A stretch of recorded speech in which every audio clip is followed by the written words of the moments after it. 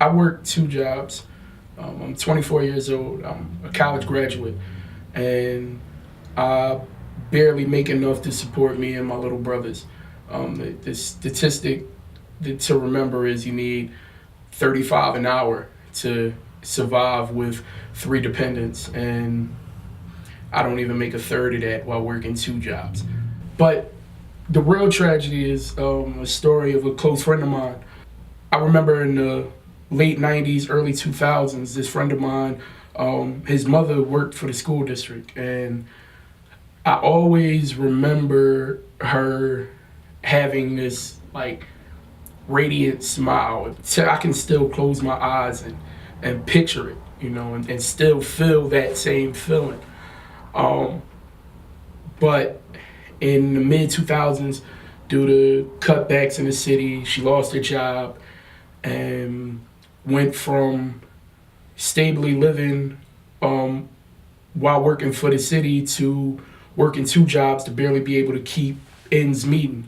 This was more than a financial problem. This became an emotional and physical problem. She's a little older, working 16-hour days at two jobs. Those minimum wage jobs took more than finances out of her life.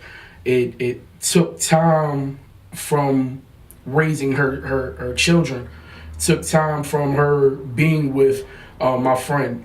Her child had to fend for himself, emotionally and at times even physically.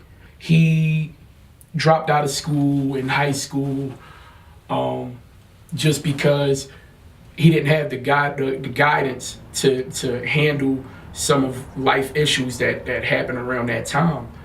He ends up having a child, working in the same loophole that his mom is, which is working a minimum wage job with maximum hours. And it wasn't cutting it.